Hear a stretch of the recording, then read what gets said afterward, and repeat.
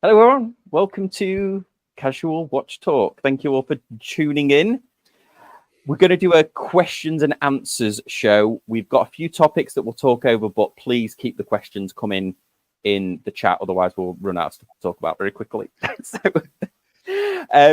Well, let's introduce the panel. Patrick, what are you wearing? Welcome, and what are you wearing? Well, I'm going to shock the world today because I received a very special package from Amazon.com, and it is my first ever G-Shock. Ooh, okay, the square. Wow. So I have now joined the world of G-Shock, and I guess I could tell you all why I chose this one. Yes. So, as I said, I don't really know a ton about G-Shock besides all the homework I've kind of done, and I don't know if by looking at it, if like true G-Shock super fans can be like 5,000U one. It is a 5,000U. Yeah, but that's the correct answer. You bought the right one. I was gonna say, yeah. I mean, I kind of just did a bunch of research on it, and I love the Casio, but I think just the G-Shock timelessness of the square just kind of fits me. And then when I heard that it was like a Japan exclusive, and I'm so Japan biased, and it had the all the metal components versus the cheapening ones, I was like, all right, done. So I still think it's a lot for a plastic watch because it's 250 or 260 bucks, but at least it's not the $400, $500 all metal Casio. So as I said, I'm sitting with it, and so far I'm a fan. Yeah, that is. I need to pick up one of those myself. That's like if anybody's not a G-Shock fan, that seems to be like the right sweet spot where it's got all of the features and the metal shroud, even though it's DLC coated or PVD coated, and it's like the right price because it's around $300, isn't it, or something? It's like perfect price. Yeah, that's kind of what I was thinking. It was like you got the tough solar, you get the radio atomic clock, and I mean the part that I had to watch somebody else's video to learn how to do was that it even has like your Apple Watch where if you turn your wrist in the dark, it turns the light on automatically. I'm like, man, this thing is fancy. Well, they have had that since the 90s, so Apple did pinch that off them. But yeah, it's a cool because that's the number one comment I got on my 40th anniversary, where I did the 40th or 30th anniversary square. That's the number one comment. 40th is, hey, you should just buy that one, which the people are totally right because it's got all the features and everything. So, Seiko Todd, what are you wearing?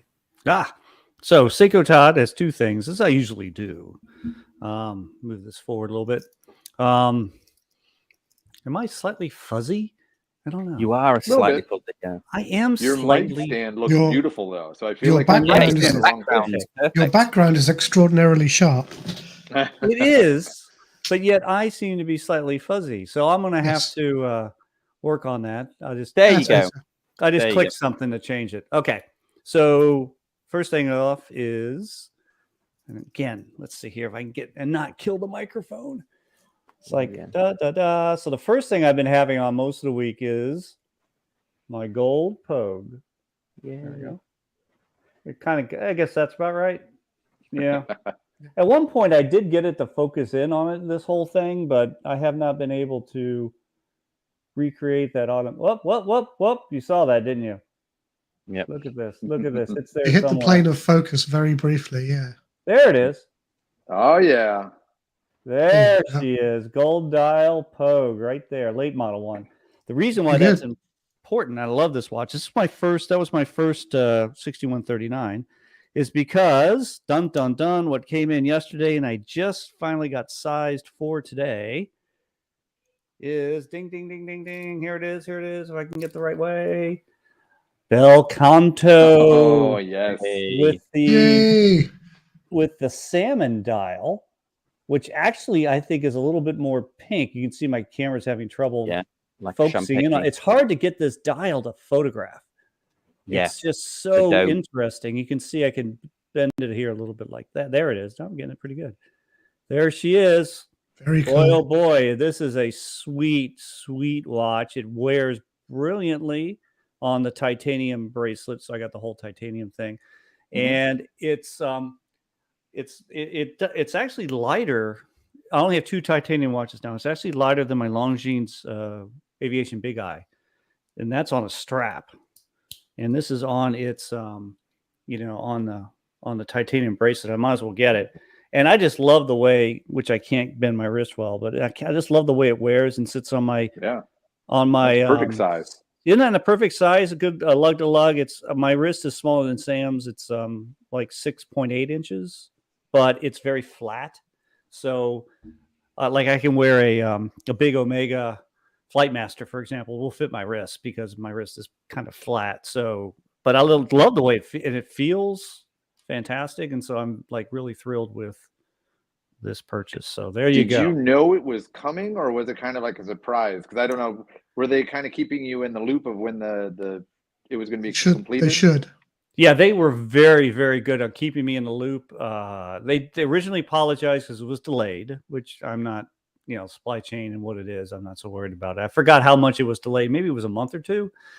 Mark probably knows more than I do, but then they said, yeah, it's ready. Please send us money for the rest. So I sent them money, and I think 3 seconds after I paid it, it was the shipping label DHL was cut, and it got here in record time. This is the box. Has anybody seen the box for one of these? Yeah.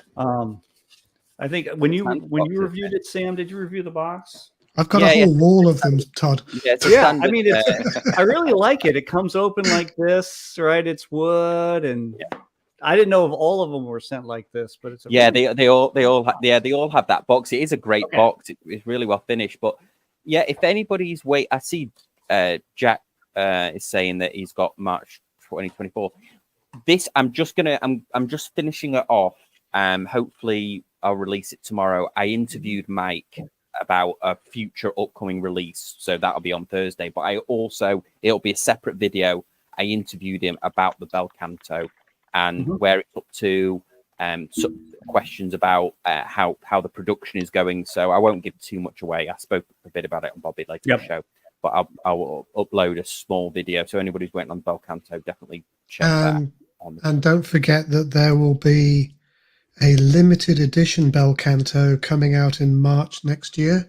There is a 1-day British Watchmakers Alliance, the Mike France, Roger Smith. There's a 1-day show. I think it's March 29th in London next year. And there will be a limited edition Belcanto for that show.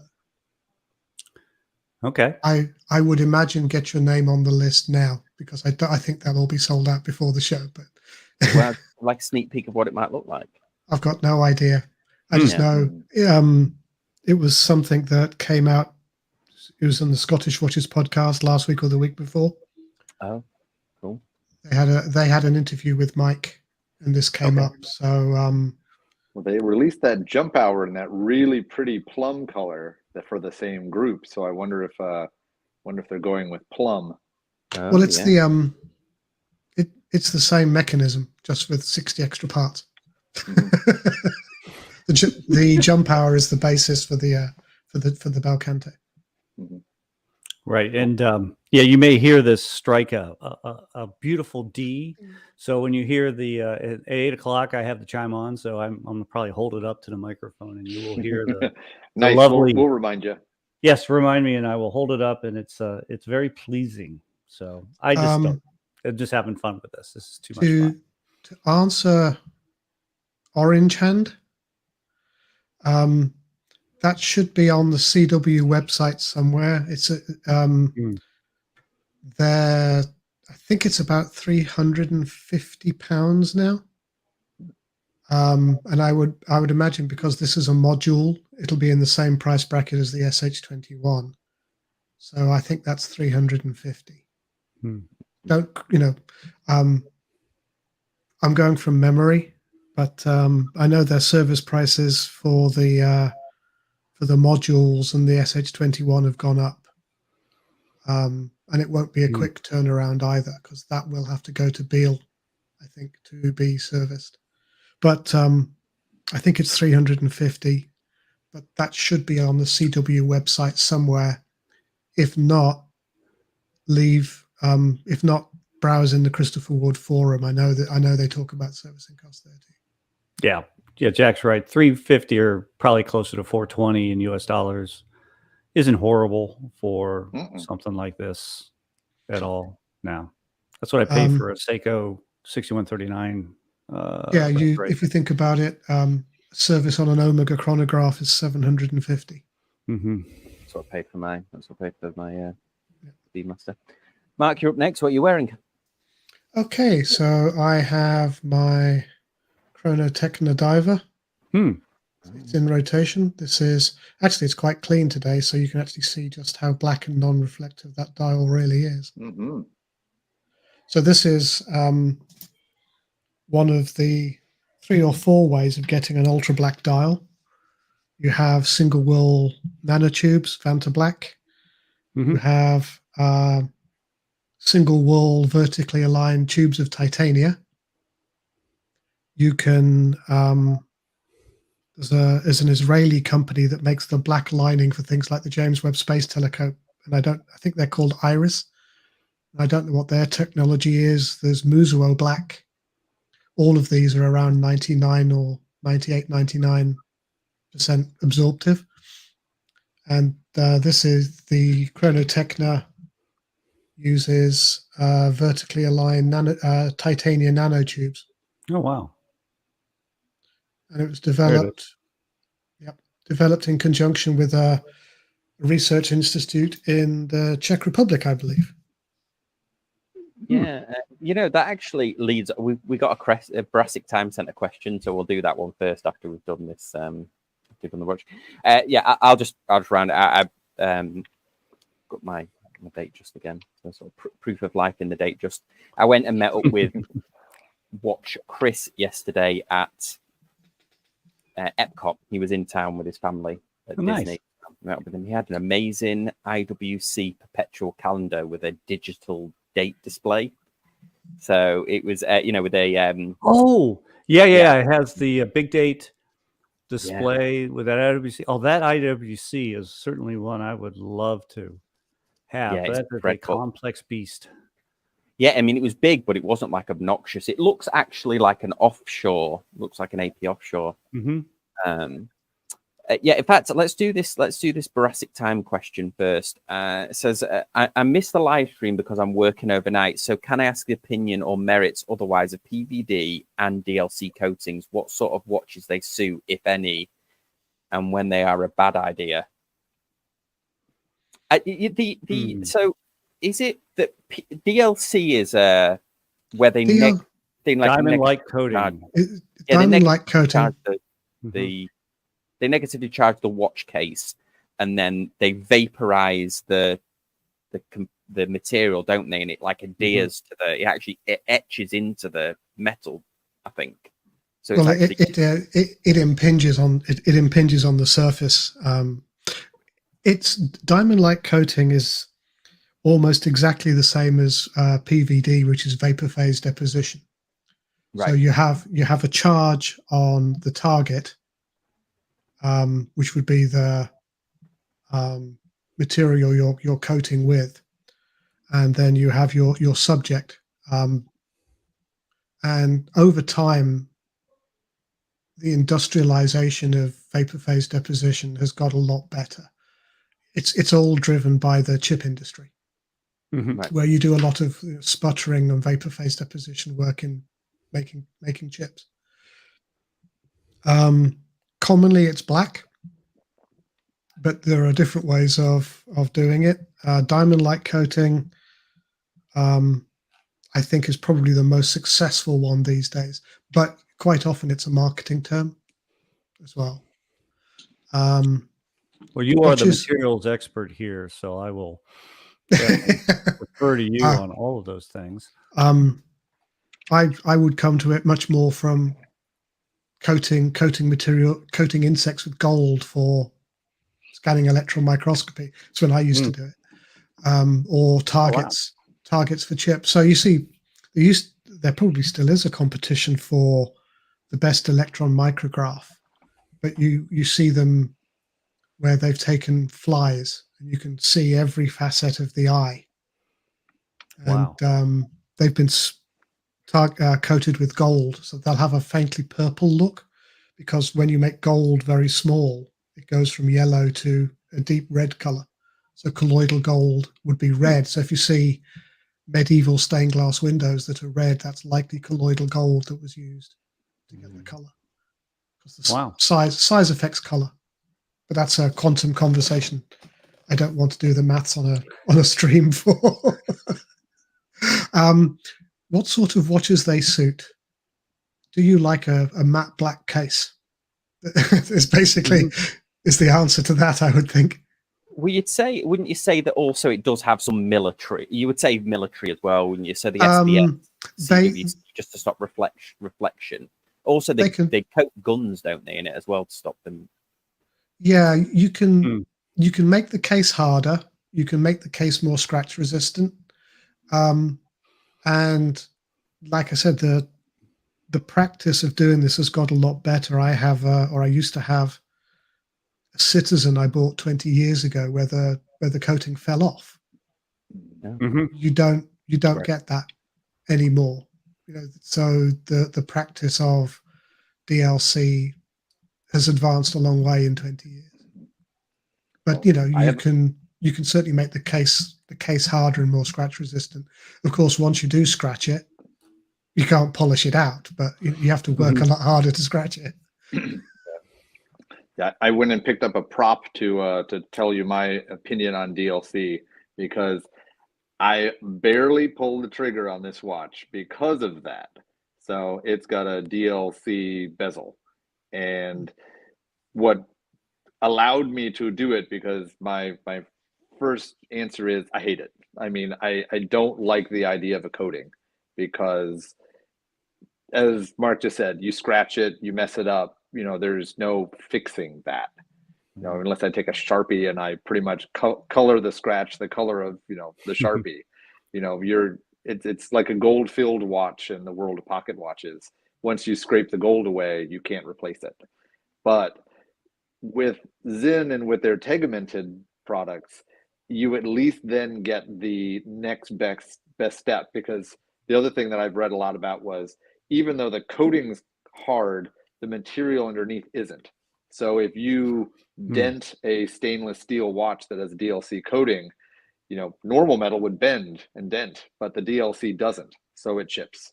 And so then you get a crack, and you've got a much more fragile watch. Even though it's scratch proof, it's not dent proof. And of course, to me, Sinn is the way to go with that, because their watches are pretty darn dent and scratch proof, and then they put a scratch proof, dent proof coating on top. So, so far, I haven't had it for too long, but I wear my watches and I'm not always nice to them. I don't have a mark on it. So, would I do DLC regularly? No. Would I do a Sinn DLC? Yes. No, interesting. Yeah, I don't like the book. I don't either. I don't like the aesthetic normally at all. Yeah. But I sent you a private chat link there, Sam, just to kind of, again, I'm going to uphold Seiko. So Seiko's been doing a PVD coating on their 6139s for a long time. It's an option. I forgot what number this is. This was one that was for sale. There's the like the original. You can see the bracelet that was used, and you can see that one's for sale. And the coating is excellent. Yeah. So it, and this was probably well cared for, but still, you can see some where it's breaking up a little around the pushers there.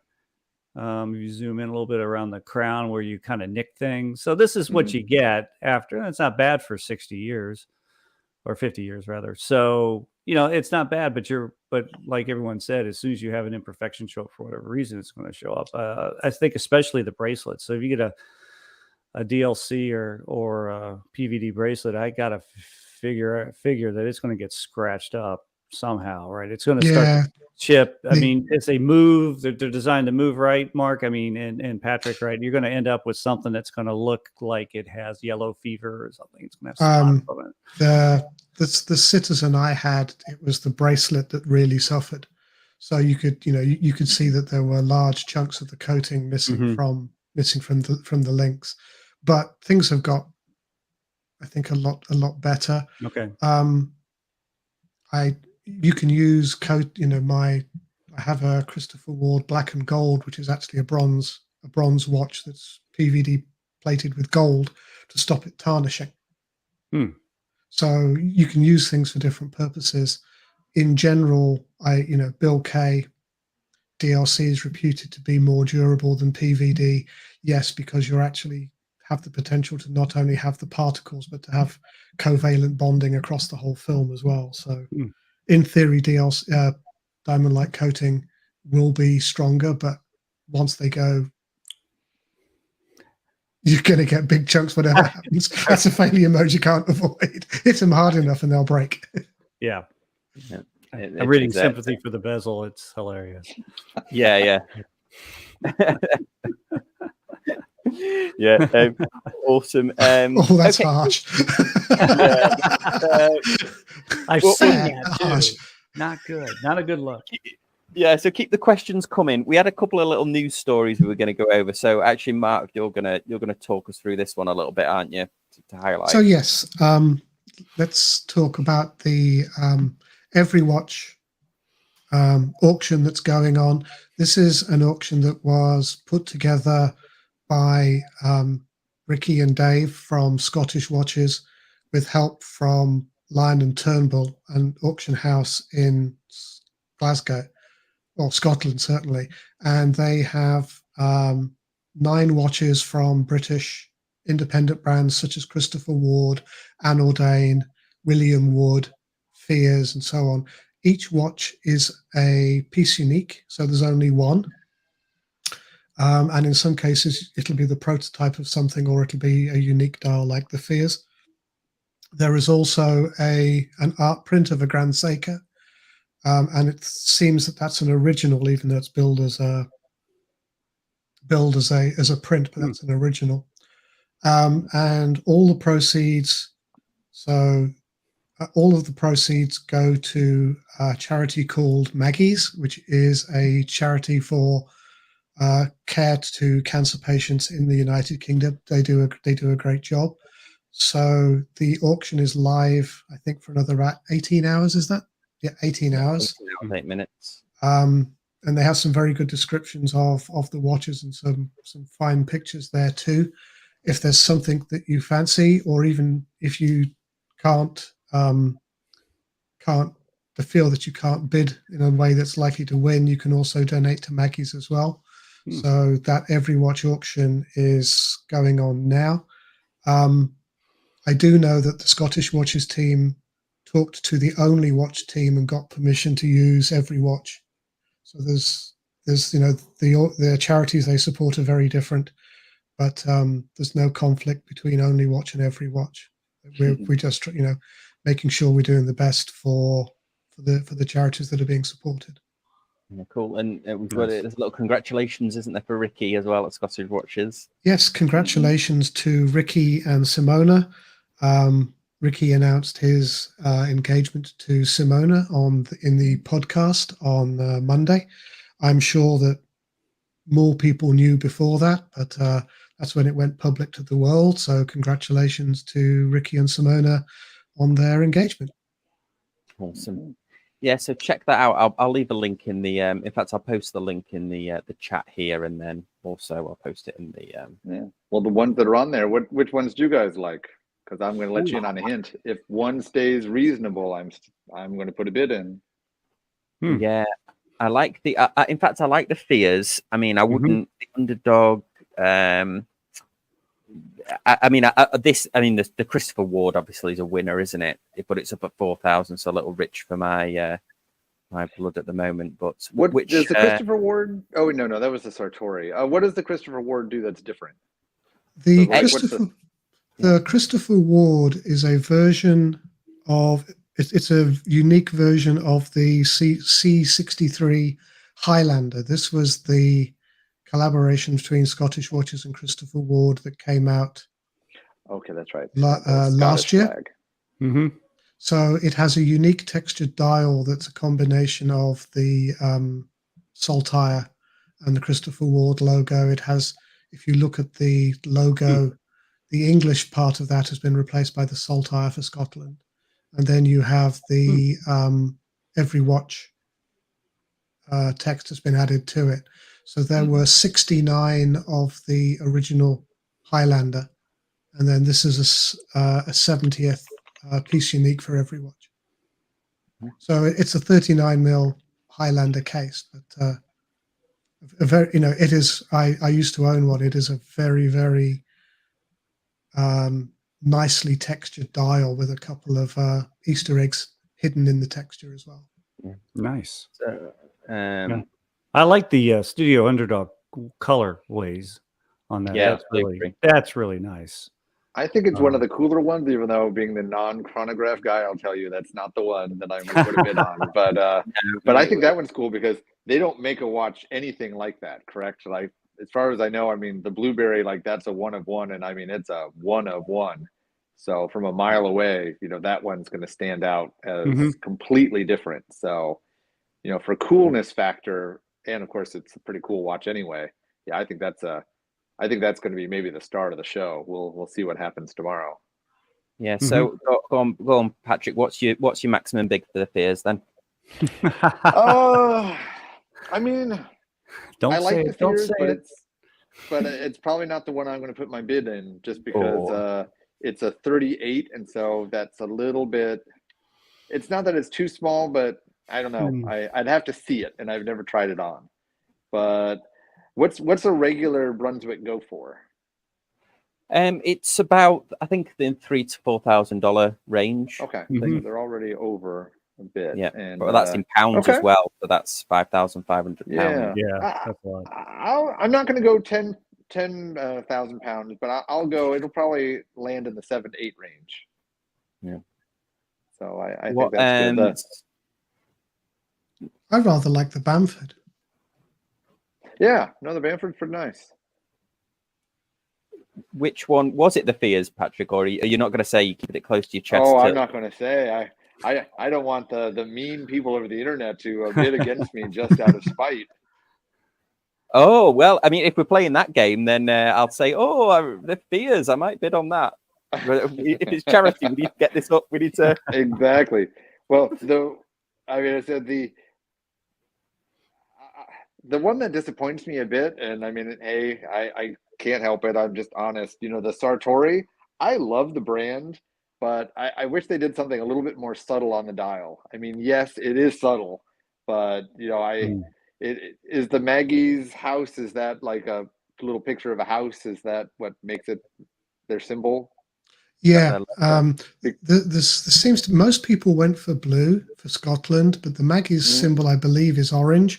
So William Wood went for orange, and they of course have, I think, the fire hose that was repurposed or upcycled was from San Francisco. The orange fire hose that's the basis of the strap.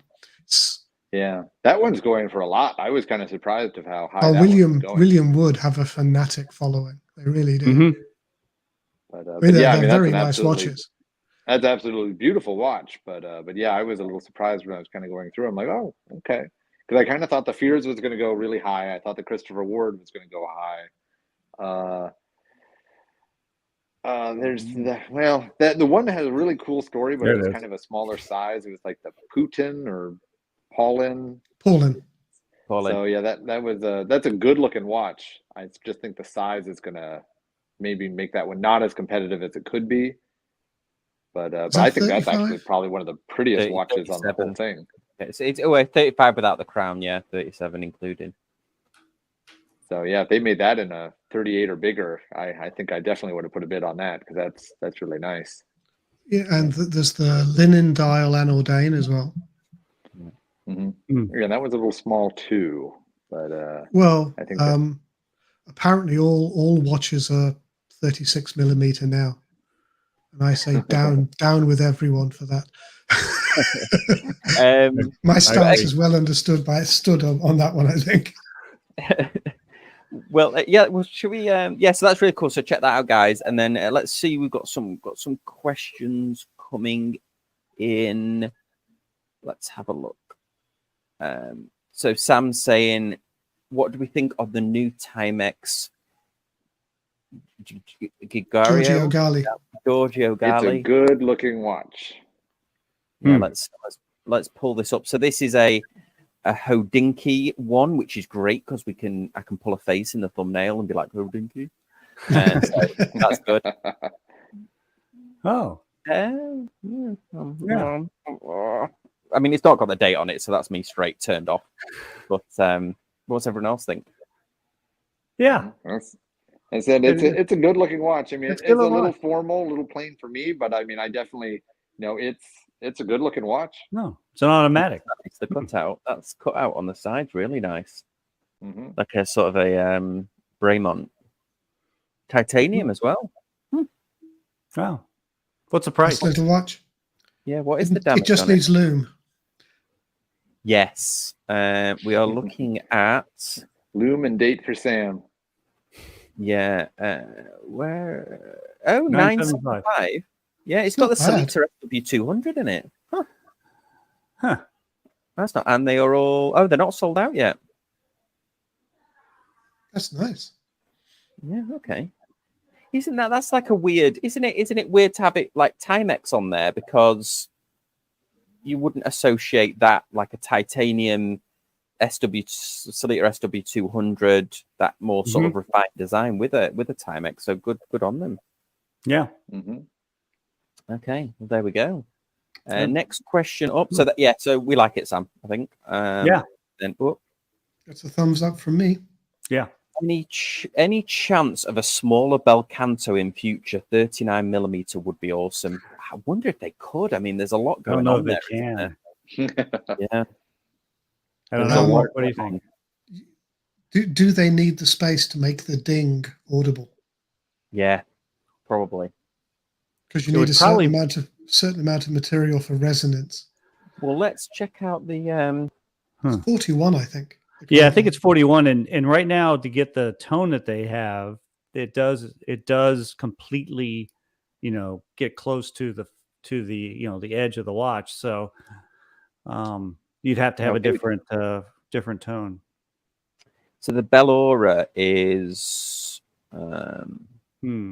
43. So the Bellora is big as well. So that's the watch that has the similar chiming which it's a very similar movement to. It's the same movement except just in a different configuration too. So I guess that has to be the size. Yeah, unless they do something completely different. Yeah. So no, we don't. We think it's unlikely, but yeah. Thanks for the question. Yeah, I think unlikely, but yeah.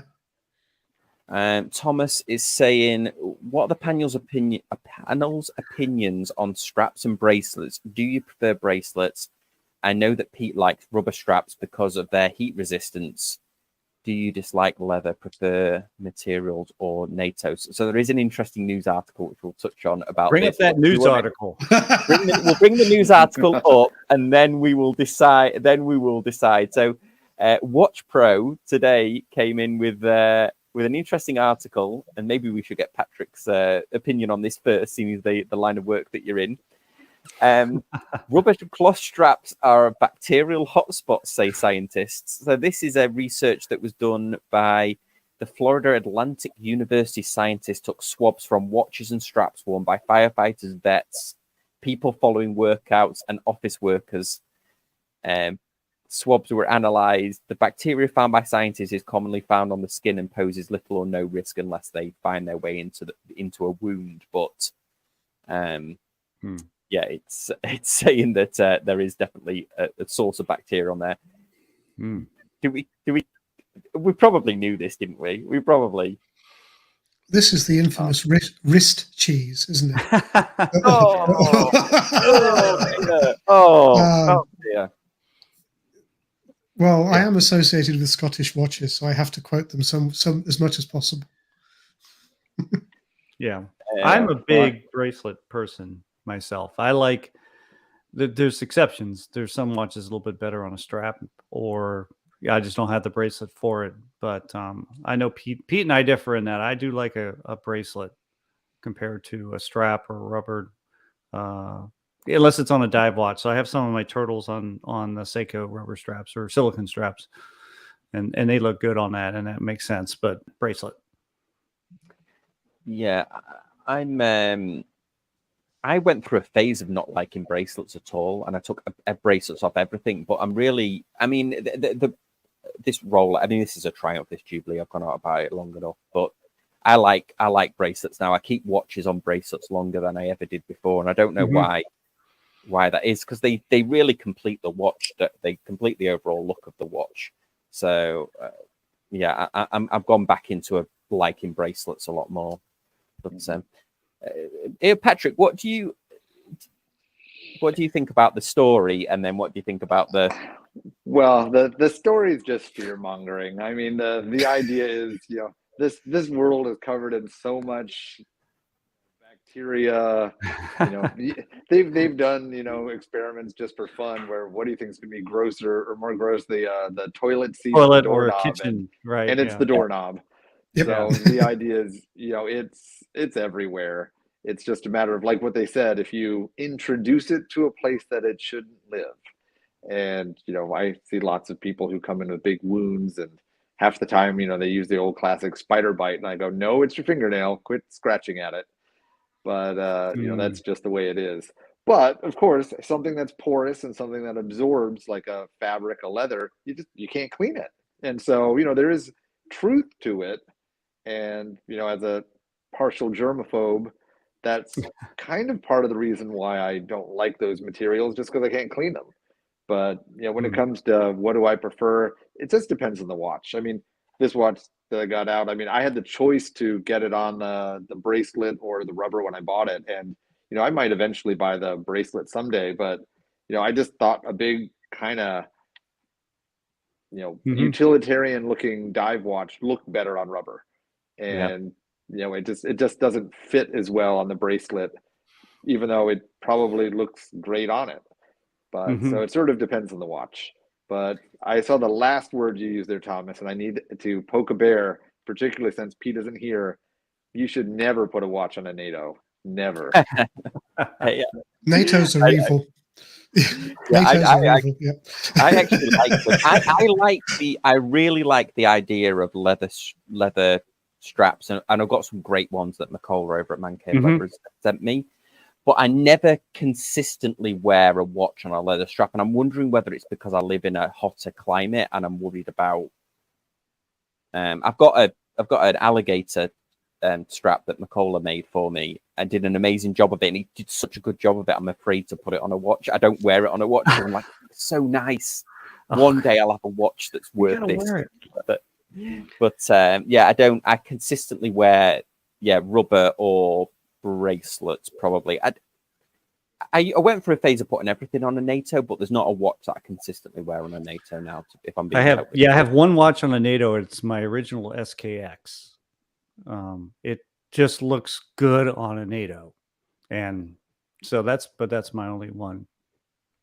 Yeah. Well, and another thing that we haven't even thought about is how dirty bracelets are, even if you do clean them. I mean, that funky Seiko that I bought from Japan, I washed it and did all that because it's waterproof in the sink, and then I took out my little sonicator and put the bracelet in there.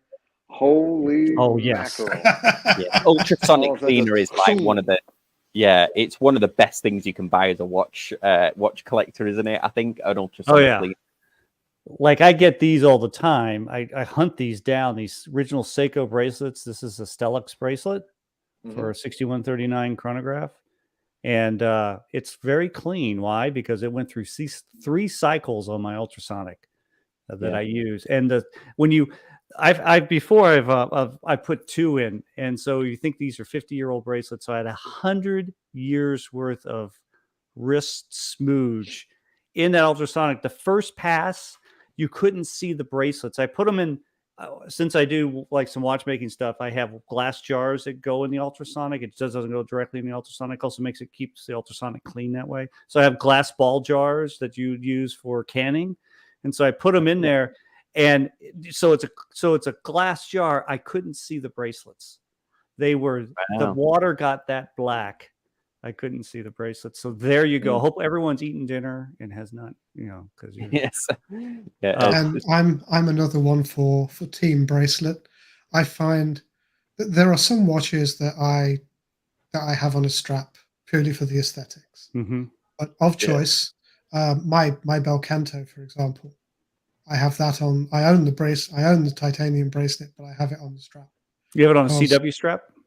The original Zero Blue Belcanto. Yeah. The blue strap was perfect for it. Yeah. So even though I have the bracelet, I have it on the strap. One of my Seamaster chronographs, the Regatta, is on a black and yellow strap because it perfectly matches the black and yellow of the watch. Right. So, and this Chrono Techno is on a rubber strap. It's what it came with. But given a choice, I'd go for a bracelet. I find I can get a perfect fit with the bracelet, but never, unless I've taken a hole punch to a strap, have I got a perfect fit on a strap as supplied. Yes, I do have a leather punch just to get straps to fit because I've never got them to fit. They're all wrong. Well, let's so Brandrew says wrist cheese and wrist smooth. I wasn't expected to cringe so much during a live. And then sympathy for the bezel says, ironic that Sam Aran can't wear an alligator strap even though the material likely came from Orlando Retention Pond.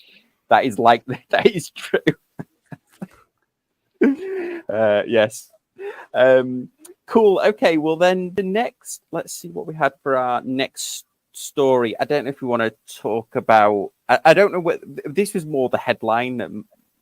There's Fratellos are asking 2 years later, how good is the current Speedmaster Professional? So he actually talks about it's not the Heslite version. I don't think it's the one that replaced it. Patrick is not allowed to comment on this whatsoever. I know you're just trying to make me angry, aren't you?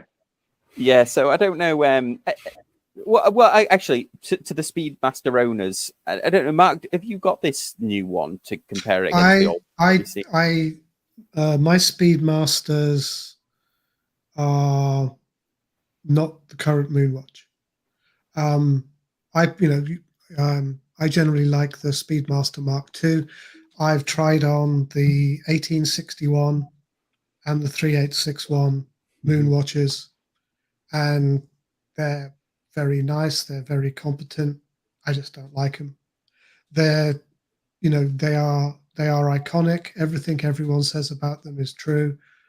I just don't like them when I put them on my wrist, either the Hesalite or the Sapphire Sandwich. I'm glad that the essay on the back of the current Sapphire Sandwich is on the back and not on the dial, because that's a lot of words. That's too many words to go on any watch. They are, extremely well made. They're getting a bit expensive now. So is everything. I just keep my Speedmaster Mark II. Thank you. Right.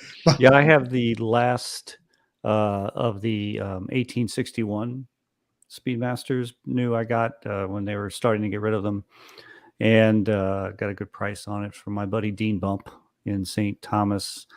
So I didn't, I was thinking originally maybe I want to wait and save up and get the one with the coaxial, get the new one. But my goodness, the 1861 with even people compare the speaking of bracelets, right? They compare the bracelets. I think the bracelet is phenomenal on that Omega. And so it's a 2021, right? It was the last year of the 1861. So that's what I have, the Heslite one, and I love it. So now that I don't know if I'd want to get the Moonwatch in the new form, just because I think the one I have is perfectly fine, and I don't sell watches normally, so there you go. Yeah. It's just a personal choice. It just something about it doesn't sit right aesthetically with me. Okay. The standard 42. Nothing wrong with it as a watch. And I've tried it on and the guy at the Omega boutique keeps trying to sell me one, and he's never, Yeah, they. I always get distracted and buy a Seamaster instead. That's not so bad. Yeah, it just doesn't work. I didn't know you were kind why. of on my team a little bit, Mark, on this. I always thought I was just the complete random outsider, but your take is kind of similar to mine, which it's not that it's a bad watch. I mean, absolutely, it's iconic. It's actually not even bad looking. It's just it might even just be my anti-hypeness. I've seen enough people throw out there. I think Gringa just did one like a month ago. It's the best watch ever, and it's just like, no, it's not. Quit it. And I'm just tired of hearing everyone tell me that it's the greatest watch ever made. And it's a good watch. It's a nice watch, but it's just not that. And of course, my big pet peeve: no water resistance. Yeah, I had one for 10 years, and it was my only watch, and I didn't know that it had no water resistance. I went swimming in it and all sorts of stuff. Yeah, but I'm just checking whether we've got any other questions. David Remus asked a question, but I can't answer. He's going to get me in trouble and you in trouble as well. Yeah, so we can't answer that one. Yes. So let's have a look. Oh yeah, Thomas is just saying he doesn't get the rule that you need a Speedmaster in the collection. I don't like the rules either, and I have a Zenith, Rainbow Flyback chronograph, and I love the Zenith. It's fantastic. It's an older one, 1990. I want to get another one at some point. The original tricolor dial that set the standard. Yeah, so you're right. There is no right answer. So this is the one he got then with the ladder bracelet. Is that what he had? No, that's I kind of like that one. That's one of the original case styles. Yeah, this is the A384. So what he has. Yeah, that's a fantastic watch, especially in the neat colors. Like they have a brown dial version of that I really like. And I was tempted to buy. I actually like the old Zeniths that have the 3 overlapping colors. Yes. Even though I know a lot of people hate that, but I think I love that. It's right there. Personality. That's the one I want to get eventually. Is that dial because that's the OG Zenith. Yeah, this one was a bit rough, wasn't it? I never wore. I don't like the open hearts. That's a disaster. That's a disaster. Yeah, that's just wrong. Stop awful. It. Yeah, I'm just not. Yeah, I'm with you. We're complete agreement. Just don't like. Well, the only thing about the open heart is it reminds me of when I was like 15 and I would go into a watch store and I would see it. And when I was 15, I thought it was the coolest thing in the world. Right. And then I hit 15 and a half and grew out of that phase. Yeah. So actually, Todd, I don't know if you checked in with John, your Seiko guy, John Sachs. He's bought the top hat, the glass box tag. Oh. Yeah. He said he absolutely. Did he buy it? Okay. The glass box tag. So he bought the black dial one, and apparently like the web orders or something came in a different box if you bought it online. And he said it really really likes it, and it's interesting, isn't it? Yeah, because I was on Paul Thorpe's channel before, and he was asking about which brand other than Rolex is getting up there. And I actually mentioned about this, saying that I'm not a tag fan, but it seems like the prices are definitely climbing on those. Yeah. Well, speaking of tags, as a completely non-intentional segue, so my wife's sister is buying her boyfriend a watch for Christmas, and he came to me and he asked, he wanted a metal bracelet watch that's under $2,000, that is iconic enough that a watch person would know what it is, but also not fancy enough, but fancy enough that he's a realtor, that he looks the part of a professional realtor. So I actually threw out a tag as my suggestion. Do you guys have any other suggestions? That's a good show topic right there. That is a good show topic. $2,000. Yeah, $2,000. well, I noticed they got some good views on Theo and Harris got some good. Christian got some good views on the 3-watch collection. It was like 6 3-watch collections at different price ranges. So maybe we should do that for our Sunday topic. No, that's a good one. Go ahead. I'm sorry. No, after you. You could get something. There's got to be something in the Youngins line, or I was something. thinking Longines. I was or thinking maybe maybe a Longines. Longines is a good one. Would be a really good choice. And Yeah. a Hamilton. But you could get one of those quartz tags, couldn't you? For Yeah. Yeah. Heck, you That's could kind even of what get I'm That's pointing what I'm towards thinking, with Pete. you could get a titanium Christopher Ward 12. I showed it to him. I showed it to him. He thought the dial was a little blingy. Oh, so Okay. Yep.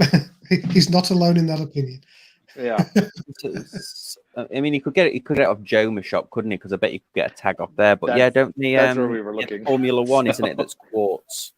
Yeah. Does he want an automatic or does he want a quartz? Does he care? Well, as I said, he is so new into the watch game that I don't think he even knows what an automatic is versus not an automatic. And so then, of course, I was trying to debate, whether he'd then have to get a winder, and he wouldn't understand that if he didn't wear it, it would die on him. I said he is fresh into the hobby. There you go. This one. This is what he wants. This Formula One. Okay. Yeah. It looks the business. It's quartz. $1,600, is it? Yeah. Can you get a Grand Seiko quartz at all for under $2,000, or they're going to be Not over for that right? price. No, you have to get Not used, anymore. right? Certainly not new. Yeah. So what do you guys think? This one versus I think I was looking at it's whatever their 200 is, the aqua diver. Yeah, those are 200 quite nice too. So The Aqua Racer. Aqua Racer. There you go. Yeah, that's. It depends if he wants something that's much dressier. Right. Yeah, because this one I guess these are distinctly on the bezel. sport or diver side, aren't they? Yeah, Orange Hand brings up a good suggestion. What about an Oris pointer date? We looked at Oris. As I said, we kind of went through the Joma Shop website, and he liked one Oris. He liked one Longines. I don't think he liked any Youngins, but and he was kind of teetering on the PRX for a little bit, but I think he liked the Chrono, but he doesn't have a big wrist, so the Chronos are all pretty huge. Yeah. That tag actually was 41 mil. So that's kind of what we were playing with. But I told him he needed to go into a store and try these things on, and we talk again. Yeah. So they go. And Jack, that was kind of my thought on it too. I was like, tag's probably a good place to start. Yeah, that's true. Yeah, that's true. You might be able to get 2 Hamiltons for that. Yeah, well, yeah. Is he into any what TV show is he into? Just say what TV show you're into. Not into Hamilton for that. Yeah, I'm gonna say he is not into anything. His current collection is a Citizen by register chronograph that definitely has to be a quartz, and some watch that I couldn't even identify. So, and they both have blue dials. So the rules were it had to be either a white dial or a black dial. Okay. Like I'm picturing like a quartz khaki field watch, and then something else to go with it. Maybe that's dressy. But it has to come on a bracelet. Oh, okay. Uncle Seiko just released their bracelets for both sizes of the Hamilton khaki field watch. There you go. And it looks good. Yeah, because he's a New Yorker, so he needs it to be the New York weatherproof to snow and ice and all the beautiful things that they have up there. Mark's closer to it than I am. Yeah, that's good. Yeah. Oh, yeah. How about Jack said? Let's give him advice that he shouldn't follow and see what he says. Like he should she should buy 10 Invictas for her boyfriend, and then you can choose. I mean, gosh, I didn't even think about that. Yeah, you're right. You could get a small army of Invictas for that price.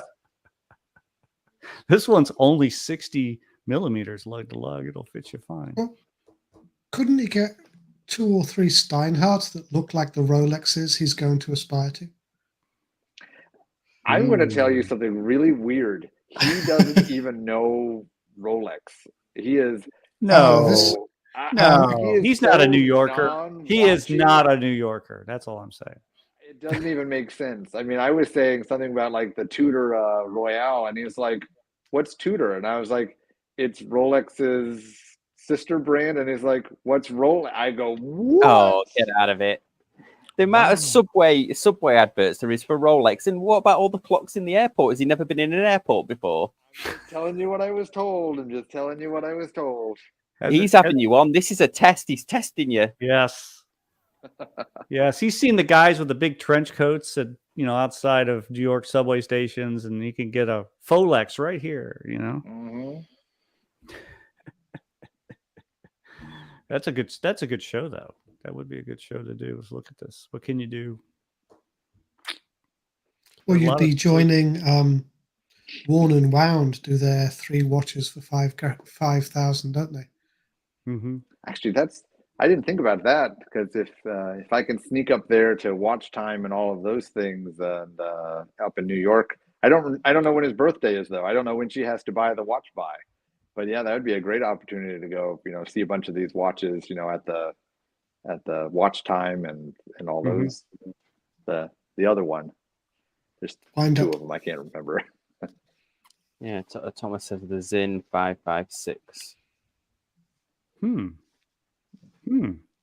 Definitely on Team Zin. Yeah, but Team Zin. I don't know if that's.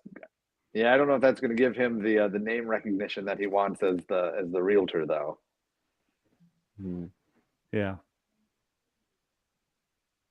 He'd get my vote. I'd buy a house from him. Yeah, I would too. Lenny, but would you trust a realtor who's not wearing a Rolex?